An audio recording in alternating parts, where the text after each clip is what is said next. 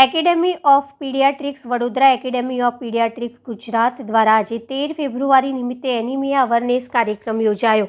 Anaemia એટલે લોહીના રક્તકણો અંદર હિમોગ્લોબિનનું પ્રમાણ ઓછું હોય, આ અંગે લોકોમાં જાગૃતિ આવે તે માટે આ વર્ષે 13 ફેબ્રુઆરીના રોજ સૌથી સારું તમારું લોહીના સૂત્રોથી વર્લ્ડ એનિમિયા ડે તરીકે સેલિબ્રેટ કરવામાં આવશે। સુરત શહેરમાં 13 તારીખ સહિત 30 લાખ વ્યક્તિ એનિમિયા બીમારીથી પીડાય છે। એનિમિયા નોર્મલ રીતે ખોરાકમાં લોહ તત્વ એટલે કે આયર્ન, વિટામિન B12 અને ફોલિક એસિડની ખામીથી થાય છે। તરુણ અવસ્થામાં છોકરીઓમાં પીરિયડ દરમિયાન થતા હેવી બ્લડ લોસના કારણે અથવા કૃમિના કારણે પણ થઈ શકે છે। થોડી જીનેટિક બીમારીઓ જેમ કે થેલેસેમિયા, સિકલ સેલ એનિમિયા થવાની શક્યતા છે। જો લગભગ આપણા વસ્તીમાં 50% લોકોને એનિમિયા છે, તરુણ અવસ્થા દરમિયાન આ પ્રમાણે 60 થી 70% જેટલું, અને તરુણ અવસ્થામાં છોકરીઓમાં આ તકલીફ વધારે જોવા મળે છે। દુનિયાના 5 દેશ છે જેમાં એનિમિયાનું પ્રમાણ વધારે છે, એમાં ભારત આવે છે।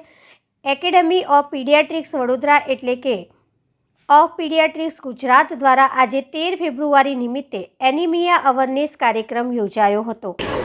આજે 13મી ફેબ્રુઆરી એ એનિમિયા અવેરનેસ ડે છે અને એના જ ઉપક્રમે ઇન્ડિયન એકેડેમી ઓફ પીડિયાટ્રિક્સ દ્વારા લિટલ એન્જલ પ્લે સ્કૂલમાં અત્યારે બધી મધર્સ માટે એનિમિયા અવેરનેસ પ્રોગ્રામ રાખ્યો છે।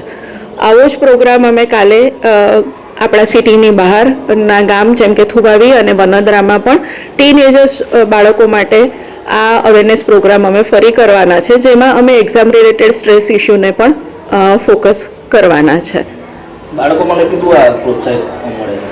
બાળકો માટે બહુ જરૂરી છે, કારણ કે એનિમિયા એ આમ જોવા જઈએ તો દેખાય એવી બીમારી નથી, પણ એપ્રોક્સિમેટલી 55 થી 60% જેટલા લોકો, સ્પેશિયલી બાળકો, એનિમિયાથી પીડાય છે। એનિમિયા એટલે લોહીનું પ્રમાણ જેનામાં ઓછું હોય એ, અને એની લાંબા ગાળાની અસરો હોય છે કે જેમાં બાળકની બુદ્ધિમત્તાને અસર થાય છે, બાળકના વિકાસમાં અસર થાય છે, બાળક વારે વારે થાકી જાય છે અને કશી વસ્તુઓમાં કોન્સન્ટ્રેટ કરી શકતું નથી।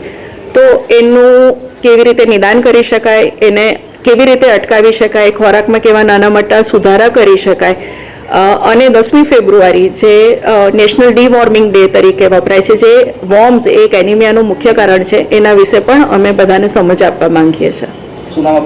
હું ડૉક્ટર સ્નેહલ શિરોલાવાલા અને હું ઇન્ડિયન એકેડેમી ઓફ પીડિયાટ્રિક્સની પ્રેસિડેન્ટ છું અત્યારે।